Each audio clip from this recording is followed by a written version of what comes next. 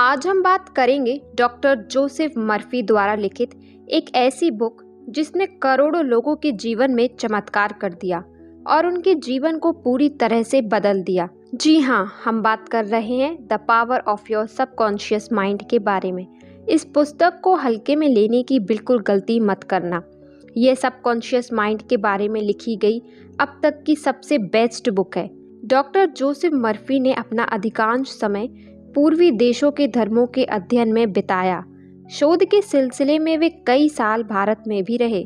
विश्व के सभी प्रमुख धर्मों का अध्ययन करने के बाद उन्हें विश्वास हो गया कि पूरी सृष्टि में एक विराट शक्ति व्याप्त है और वह शक्ति हमारे भीतर है, जिसे डॉक्टर मर्फी ने नाम दिया था the power of subconscious mind, अवचेतन मन की शक्ति।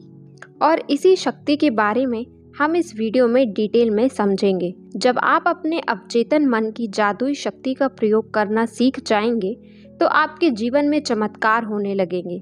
आप हर वो चीज़ पाएंगे जिसे आप पाना चाहते हैं, हर वो मुकाम हासिल कर लेंगे जिसे आप हासिल करना चाहते हैं। इतना पैसा कमा पाएंगे कि जिसकी आपने कल्पना भी नहीं की होगी। इस बुक में टोटल 20 चैप्टर हैं जो हमें सफलता की सीढ़ी तक पहुंचा सकते हैं, जिसके द्वारा हम जो चाहें वो पा सकते हैं। अगर आप इस पूरे वीडियो को ध्यान से समझते हैं और अपने जीवन में अमल करते हैं तो आपको जीवन में सफल होने से कोई भी नहीं रोक पाएगा। अगर आप भी जीवन में हर वह चीज़ पाना चाहते हैं जिसकी आपने कल्पना भी नहीं की तो वीडियो को पूरा देखना और एक भी पॉइंट मिस मत करना। तो चलिए शुरू करते हैं। चैप्टर 1, आपके भीतर बहुत बड़ा खजाना छिपा है। क्या आप जानते हैं, चुंबक लगा लोहे का एक टुकड़ा अपने वजन से 1-2 गुना अधिक वजन को आसानी से उठा सकता है, लेकिन अगर उसमें से चुंबक निकाल दें तो वह एक तिनका भी नहीं उठा सकता। इसी तरह पूरी दुनिया में 2 तरह के लोग होते हैं। एक चुंबकीय ताकत रखने वाले, जिनमें विश्वास और आस्था कूट कूट कर भरी होती है, जो जानते हैं कि वे जीतेंगे और सफल होंगे, और दूसरे जिनमें चुंबकीय तत्व नहीं होते, जो हमेशा डरे हुए रहते हैं, भयभीत रहते हैं, उन्हें हर बात में संदेह होता है। इस प्रकार के लोग जिंदगी में आगे नहीं बढ़ पाते। आप भी चुंबकीय व्यक्ति बन सकते हैं, बशर्ते आप इतिहास के सबसे बड़े रहस्य अवचेतन मन की शक्ति को समझ लें और उस पर अमल करने लगें। अब हम समझेंगे कि ये अवचेतन मन है क्या। आपका मस्तिष्क दरअसल में एक है, किंतु उसके 2 स्पष्ट भाग हैं। दोनों की विशेषताएं अलग अलग हैं। दोनों भागों को एक रेखा अलग करती है। दोनों के कार्य बुनियादी रूप से एक दूसरे से अलग हैं। प्रत्येक विभाग को अलग अलग शक्तियां और गुण मिले हैं, एक चेतन मन और दूसरा अवचेतन मन, जो सतह पर दिखाई देता है, यानी जैसे आप दिखाई देते हो वह चेतन मन है, और जो आपके अंदर का मन, जो आपके अंदर है, जो दिखाई नहीं देता, वह अवचेतन मन है। चेतन मन और अवचेतन मन एक दूसरे से कैसे कनेक्टेड हैं, यह एक स्टोरी से समझते हैं। एक बार महान ओपेरा गायक एनरिको कॉर्सो अपने करियर की शुरुआत में मंच पर जाने से घबरा रहे थे। डर के मारे उनके गले की मांसपेशियां ही उठ गईं। उनका चेहरा पसीने से तरबतर हो गया। वे शर्म और घबराहट में मंच के पीछे चले गए। कुछ ही पल बाद उन्हें हजारों लोगों के सामने परफॉर्म करना था, लेकिन पब्लिक को देखकर उन पर डर की भावना हावी हो गई। उन्होंने कांपते हुए कहा, मैं नहीं जा सकता, सब लोग मुझ पर हंसेंगे। वे अपने ड्रेसिंग रूम में जाने के लिए मुड़े, तभी अचानक वे रुककर चिल्लाए, भाग जाओ, डर तुम्हें भागना ही होगा, भागो यहाँ से। वे दोबारा मंच पर गए और सीना तान कर खड़े हो गए और उन्होंने ऐसा गाया कि सुनने वालों का दिल जीत लिया। इस स्टोरी से हमने क्या सीखा? जब आपका चेतन मन डर, चिंता और तनाव से भर जाता है तो आपके अवचेतन मन में भी नकारात्मक भाव प्रभावित होने लगते हैं, और यही नकारात्मक भाव चेतन अवचेतन मन में दहशत, आशंका और निराशा भर देते हैं। जब कभी आपके साथ ऐसा हो तो एनरिक कॉर्सो की तरह आप भी अपने चेतन मन के नकारात्मक विचारों के समक्ष पूरे साहस और विश्वास के साथ डटकर खड़े हो जाएं और अपने मन में कहें, मैं पूरे नियंत्रण में हूँ, मैं यह काम आसानी से कर सकता हूँ। यह बहुत आसान है। जब आप चेतन मन को इस तरह आदेश देंगे तो आपका अवचेतन मन शांति और सब्र भाव से भर जाएगा और आपके अंदर जोश, उत्साह और शक्ति आ जाएगी। और आपको ऐसे परिणाम मिलेंगे जो आपने सोचे भी नहीं होंगे। मान लीजिए कि आपका मस्तिष्क एक बगीचा है और आप उस बगीचे के मालिक हैं। अब आपके बगीचे में कौन सी फसल उगेगी? ऑब्वियसली आपके बगीचे में वही फसल उगेगी जिसके बीज आप उसमें बोएंगे। उसी तरह हम भी अपने मस्तिष्क के बगीचे में दिन भर अपने विचारों के बीज बोते हैं। अब ये विचारों के बीज आते कहाँ से हैं? ये उत्पन्न होते हैं हमारी आदतों से। अगर आप कांटे बोते हैं तो क्या आपको अंगूर मिलेंगे? कटीली झाड़ियाँ बोएंगे तो क्या अंजीर की फसल मिलेगी? जैसे विचारों की बुवाई आप अपने मस्तिष्क में करते हैं, वैसे ही परिणाम आपको मिलते हैं। अब सवाल यह है कि आपको चेतन मस्तिष्क में ही अच्छे विचार क्यों सोचने हैं? तो जवाब है, क्योंकि अवचेतन मन सही गलत में फर्क नहीं कर सकता। यह तो बस चेतन मन द्वारा सोचे गए विचारों को अस्तित्व देने का काम करता है, चाहे वो सही हो या गलत। फॉर एग्जाम्पल, अगर कोई इंसान है जो किसी पर बहुत ज़्यादा गुस्सा है और उसका गुस्सा इस हद तक बढ़ गया कि वो उसका खून करना चाहता है और बार बार बोलता रहता है, मैं उसको मार डालूंगा, मैं उसको मार डालूंगा, उसका खून कर दूंगा। बार बार यही बातें बोलने की वजह से ये सारी बातें उस इंसान के अवचेतन मन पर अंकित हो जाएंगी और अलादीन के चिराग से उत्पन्न हुए जिन की तरह उसका अवचेतन मन बोलेगा, जो हुक्म मेरे आका। और वो ऐसी परिस्थितियां उत्पन्न कर देगा कि वो इंसान एक दिन सचमुच खून कर देगा। अब किसी का खून करना यह तो बहुत बुरी बात है, तो अवचेतन मन ने उसे ये सब करने से रोका क्यों नहीं? क्योंकि अवचेतन मन सही और गलत में फर्क नहीं कर सकता। यह तो बस चेतन मन द्वारा सोचे गए विचारों को अस्तित्व देने का काम करता है, चाहे वो विचार सही हो या गलत।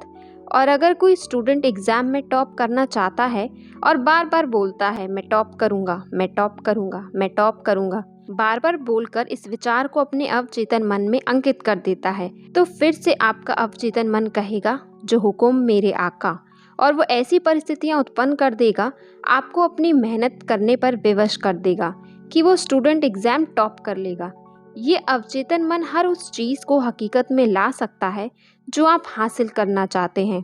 इसीलिए आपके मस्तिष्क में आने वाला प्रत्येक विचार महत्वपूर्ण है। सिर्फ ऐसे विचारों को ही अपने मस्तिष्क में जगा दें जिनसे आपको ताकत और शक्ति मिलती हो, जो हमारे मस्तिष्क को कमज़ोर ना करें। ऐसे नकारात्मक विचारों को मस्तिष्क में घुसने ही ना दें। चैप्टर 2, आपका अपना मस्तिष्क कैसे काम करता है। चेतन मन जहाज के कैप्टन की तरह होता है। वह सिर्फ नीचे इंजन रूम में बैठे कर्मचारी को आदेश देता है, जो सभी बॉयलरों, मशीनों, यंत्रों को उसके आदेशों के अनुकूल चलाते हैं। मशीन रूम में काम कर रहे कर्मचारी को ये पता नहीं होता कि वे कहाँ तथा किस ओर जा रहे हैं। वह केवल आदेशों का पालन करते हैं। कैप्टन अपने कंपास और अन्य यंत्र के आधार पर यदि गलत या अधूरा आदेश भी देता है, तो भी वे उस आदेश को बिना कोई सवाल करे मान लेते हैं, भले ही वे पहाड़ से टकरा ही क्यों ना जाएं, क्योंकि उनका काम सिर्फ ऑर्डर फॉलो करना है। एम्प्लॉयज कैप्टन से सवाल नहीं कर सकते, वे केवल आदेश का पालन करते हैं। ठीक इसी तरह आपका चेतन मन कैप्टन है, आपके जहाज का नेविगेटर है। जिस विचार पर आपका चेतन मन विश्वास करता है और सही मानता है, उसी विचार को अवचेतन मन बिना सवाल पूछे आपका आदेश समझकर स्वीकार कर लेता है, चाहे वो सही हो या गलत, इससे कोई फर्क नहीं पड़ता। और जब चेतन मन से कोई शब्द या वाक्य आप बार बार बोलते रहते हैं, तो आपका अवचेतन मन उसे एक्सेप्ट कर लेता है और उसे साकार कर देता है, चाहे वो चीज़ सही हो या गलत, सकारात्मक हो या नकारात्मक। जब आप कोई नकारात्मक चीज़ बार बार कहते हैं, जैसे कि ये बहुत मुश्किल है, मैं ये नहीं कर सकता, मैं स्मार्ट और इंटेलिजेंट नहीं हूँ, मैं किसी काम का नहीं हूँ, मैं बिल्कुल नाकारा हूँ, यह मेरे बस में नहीं है, मैं अमीर नहीं बन सकता, तब आपका अवचेतन मन आपके शब्दों को स्वीकार कर लेता है और बिल्कुल वैसी ही परिस्थितियाँ पैदा कर देता है जिससे आपके लिए वह चीज़ प्राप्त करना सचमुच मुश्किल बन जाता है। जब तक आप ये कहते रहोगे, मैं ये कार नहीं खरीद सकता, मैं यूरोप की यात्रा नहीं कर सकता, मैं ये घर नहीं खरीद सकता, तब तक यह जान लो कि आपका अवचेतन मन आपके नकारात्मक आदेशों का पालन करता रहेगा और जीवन भर आप अभावों में जीते रहेंगे। लेकिन अगर आप इसके बदले यह बोलते हैं, यह बहुत आसान है, मैं बहुत स्मार्ट और इंटेलिजेंट हूँ, मैं 100% अमीर बन सकता हूँ, मैं ये कार खरीद सकता हूँ।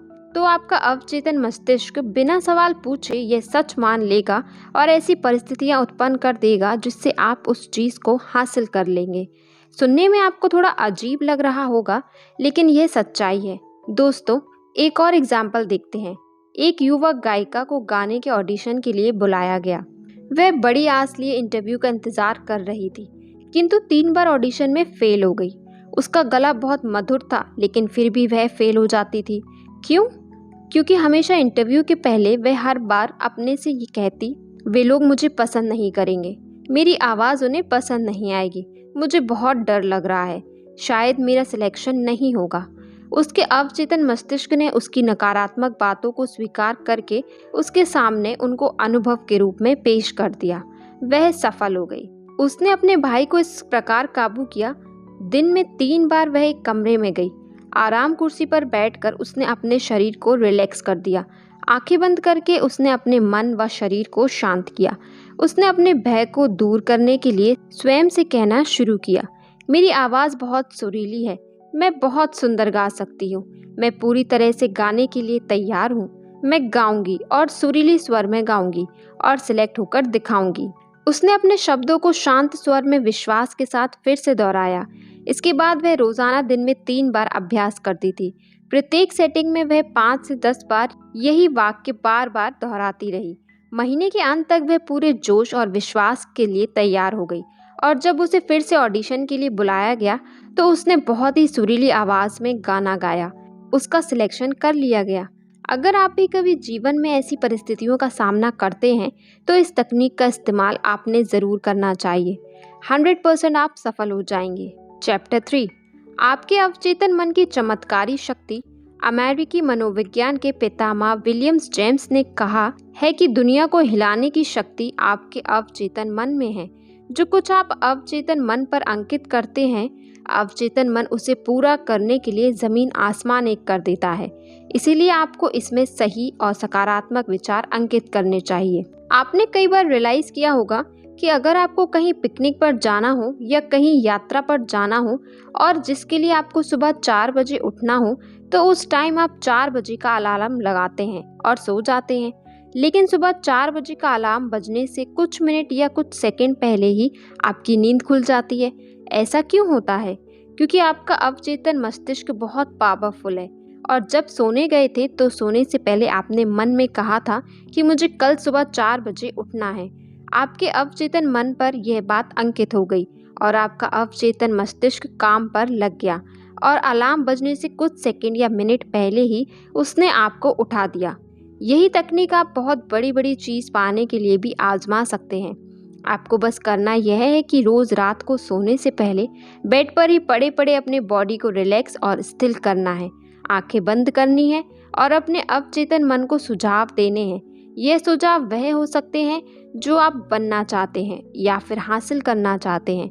जैसे अगर आप अपने व्यवसाय में सफल होना चाहते हैं तो आप बोल सकते हैं, दिन रात मैं अपनी सभी रुचियों में समृद्ध हो रहा हूँ, मेरा बिजनेस बहुत अच्छा चल रहा है, मेरे पास बहुत सारा पैसा आ रहा है, मैं अमीर बन रहा हूँ, दुनिया की सारी खुशियाँ मुझे मिल रही हैं, मैं पूर्ण आदर्श, सशक्त, शक्तिशाली, प्रेमपूर्ण, सामंजस्यपूर्ण और खुश हूँ।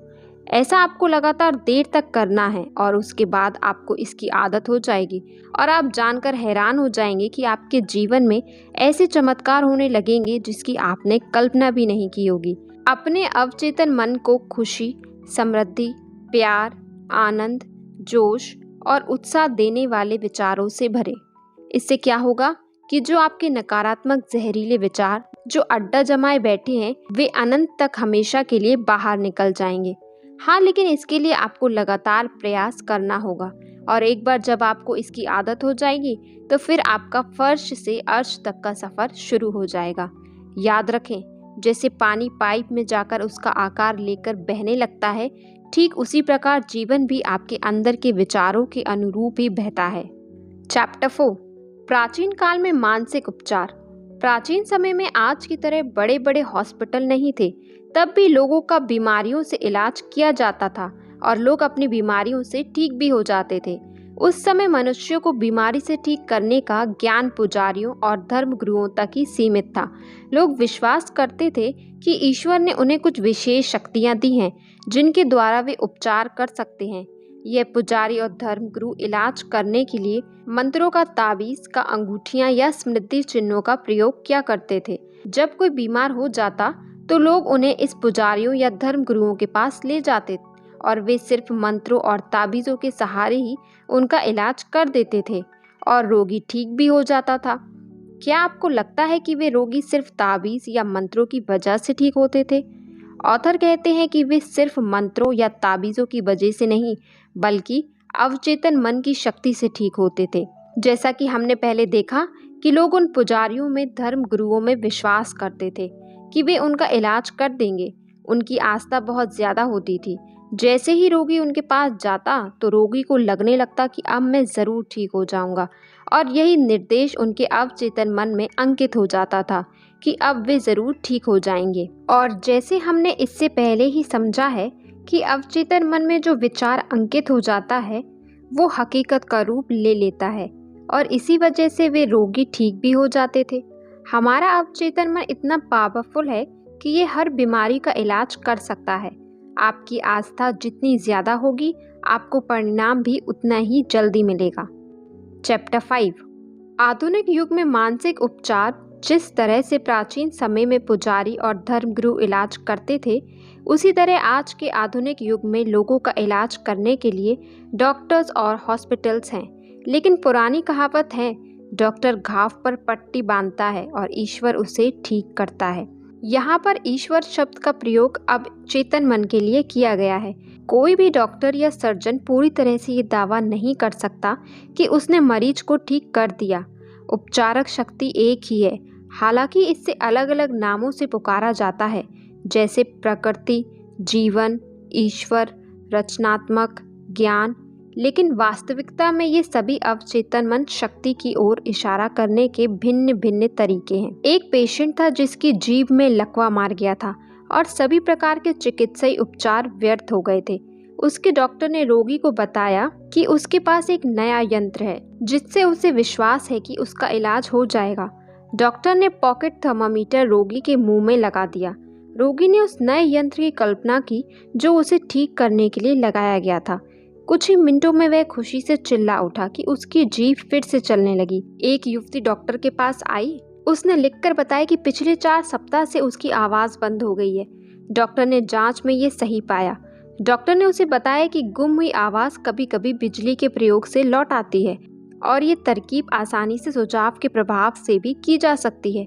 मैंने बिजली का वह ऑपरेट्स मंगवाया और उसके स्विच को दबाकर सिर्फ उसे ये महसूस कराया कि उसे शॉक दिया जा रहा है, जबकि असलियत में उसे कोई शॉक दिया ही नहीं।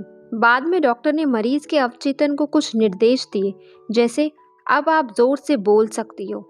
डॉक्टर ने उसे ए अक्षर दिखाया, फिर भी, और बाद में वह धीरे धीरे बोलने लगी। गुम हुई आवाज़ लौट आई। इन दोनों एग्जाम्पल्स में किसी भी मेडिसिन का यूज़ नहीं किया गया, फिर भी दोनों मरीज ठीक हो गए। क्यों? क्योंकि डॉक्टर सिर्फ उनके अवचेतन मन को यह विश्वास दिलाने में कामयाब हो गया कि उसके पास जो चीज़ है उससे वे ज़रूर ठीक हो जाएंगे। उनके अवचेतन ने उसे एक्सेप्ट कर लिया और उनको ठीक कर दिया। इसे ही प्लेसिबो इफेक्ट या बिलीफ सिस्टम भी कहा जाता है। वैज्ञानिक बताते हैं कि 11 महीनों में आपका शरीर नया बन जाता है। कैसे हमारे शरीर की लाखों कोशिकाओं हर रोज़ मर जाती हैं और उनकी जगह पर नए निर्माण हो जाती हैं। हर 11 महीने में हमारे संपूर्ण शरीर की कोशिकाओं पूरी तरह से मर जाती हैं और उनकी जगह नई निर्माण हो जाती हैं। इसका मतलब शारीरिक दृष्टि से आप सिर्फ 11 महीने बूढ़े हैं।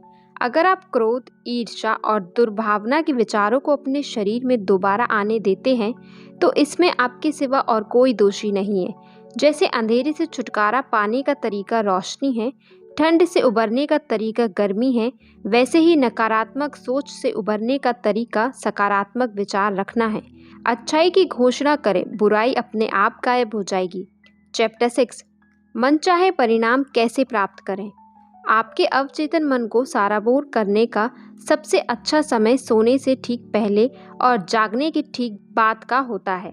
ऐसा इस कारण है क्योंकि अवचेतन मन सोने से ठीक पहले और जागने के ठीक बाद सबसे ज्यादा सशक्त होता है। इस अवस्था में वे नकारात्मक विचार और तस्वीरें नहीं रहती हैं जो आपकी इच्छा को नकारती हैं और आपके अवचेतन मन द्वारा उनकी स्वीकृति को रोकती हैं। जब आप मनोकामना पूरी होने की वास्तविकता की कल्पना करते हैं और उपलब्धि का रोमांच महसूस करते हैं तो आपका अवचेतन मन आपकी मनोकामना पूरी कर देता है। सेहत की भावना से सेहत उत्पन्न होती है, दौलत की भावना से दौलत उत्पन्न होती है। अब आप बताइए कि आपकी भावना कैसी है? कल्पना आपकी सबसे बड़ी आंतरिक शक्ति है। अच्छी और सुंदर चीजों की कल्पना करें। आप वैसे ही हैं जैसे आप खुद के बारे में कल्पना करते हैं। सोने से पहले अपनी इच्छा के पूर्ण होने के बार बार कल्पना करें। विश्वास करें कि वे इच्छाएं पूरी हो रही हैं और शांति से सोएं और खुशी से जागें। एक दिन आएगा जब आपकी इच्छा हकीकत में साकार हो जाएगी। याद रखें, अगर आपके जीवन में कोई समस्या है तो आप अपनी किसी भी समस्या का उत्तर बताने की जिम्मेदारी सोने से पहले अपने अवचेतन मन को सौंप दें। वो आपको उसका उत्तर देगा। दोस्तों, अगर आप अभी तक इस वीडियो में बने हुए हैं तो इसका मतलब है कि आप जीवन में बहुत आगे बढ़ना चाहते हैं और अवचेतन मन की शक्ति से जीवन में सफलता की बुलंदियों को छूना चाहते हैं, और ऐसा होगा भी ज़रूर। आगे आने वाले पॉइंट्स और भी इम्पोर्टेंट है, वीडियो में बने रहें। चैप्टर 7, धन और दौलत के लिए अवचेतन मन की शक्ति का प्रयोग कैसे करें। दौलत की चेतना विकसित करने का सटीक तरीका, आप एक काम करें। रोजाना सोने से पहले और सुबह उठने के बाद 5 मिनट तक ये 2 शब्द दोहराएं। दौलत और सफलता इन शब्दों में जबरदस्त शक्ति है। ऐसा बार बार कहें, किसी लोहरी की तरह आप परिणाम देखकर हैरान रह जाएंगे। दौलत बड़े हिमखंडों की तरह आपकी ओर प्रभावित होगी। लेखक बताते हैं कि एक बहुत चिंतित बिजनेसमैन मेरे पास आया। उसकी बिक्री और आर्थिक स्थिति बहुत खराब थी। मैंने उससे कहा कि वह अपने ऑफिस में शांत होकर बैठ जाए और बार बार दोहराए, मेरी बिक्री हर दिन बढ़ रही है, और इसी कथन को रात को सोने से पहले और सुबह उठने के बाद भी दोहराए।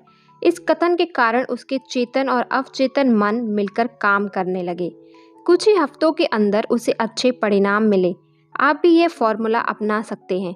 कुछ लोग कहते हैं, मैंने यह किया था लेकिन कुछ नहीं हुआ। उनको परिणाम इसलिए नहीं मिले क्योंकि शायद 10 मिनट बाद ही वे डर के विचार में डूब गए थे और उन्होंने उस अच्छे विचार को नकार दिया था जिसकी उन्होंने घोषणा की थी। जब आप सुबह जमीन में कोई बीज बोते हैं और दोपहर तक अगर वो पौधा नहीं बन जाता तो क्या आप उसी दिन जमीन खोदकर बीज को बाहर निकाल लेते हैं? आप उसे बढ़ने के लिए समय देते हैं, उसकी जड़ें जमने और बढ़ने का मौका देते हैं। इसी तरह जब आप अपने अवचेतन मन को कोई सुझाव देते हैं तो कई बार आपको तुरंत परिणाम नहीं मिलते हैं, तो आपको उस विचार को अपने में अंकित होने के लिए समय देना चाहिए, उस विचार को जमने और बढ़ने का मौका देना चाहिए।